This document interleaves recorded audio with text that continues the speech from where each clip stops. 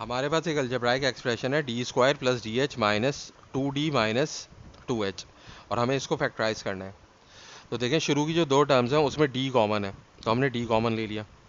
अब ब्रैकेट के अंदर हम क्या लिखेंगे, देखें पहली टर्म जो है वो डी स्क्वायर है, तो हमने डी स्क्वायर लिख लिया, और जो हमने कॉमन लिया है डी उसको हमने यहाँ पे नीचे लिख लिया डिनोमिनेटर में।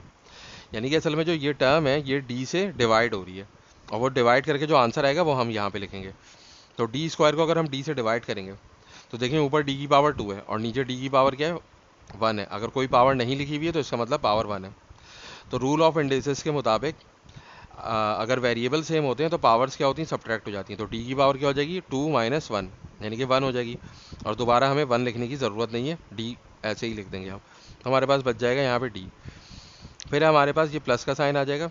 अब सेकेंड टर्म जो है वो डी एच है, और हमने कॉमन क्या लिया, हमने डी कॉमन लिया, तो डी से हम इसको डिवाइड कर देंगे, तो डी और डी कट जाएगा और हमारे पास क्या बचेगा, एच बच जाएगा। तो हम यहाँ पे एच लिख लेंगे।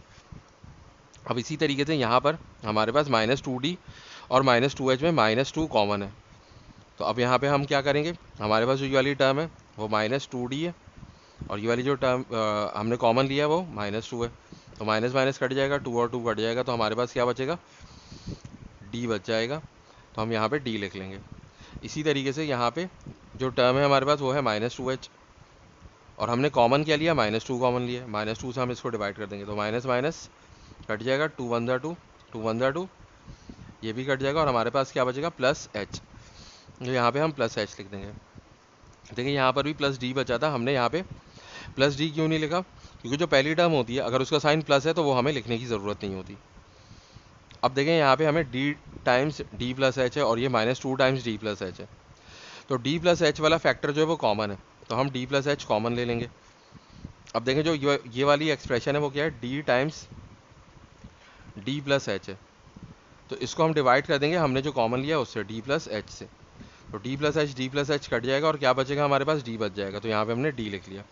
फिर ये माइनस का साइन आएगा, और फिर हमारे पास है 2 टाइम्स डी प्लस एच, ये हमारे पास 2 टाइम्स डी प्लस एच है, और हमने कॉमन क्या लिया, डी प्लस एच। तो अगर हम इसको डिवाइड करेंगे तो हमारे पास क्या बचेगा, सिर्फ 2 बच जाएगा, तो ये 2 हम यहाँ पे लिख लेंगे। तो हमारे पास फैक्टर क्या आ रहे हैं, डी प्लस एच और डी माइनस 2। तो इस तरीके से हम फैक्टराइजेशन परफॉर्म करते हैं।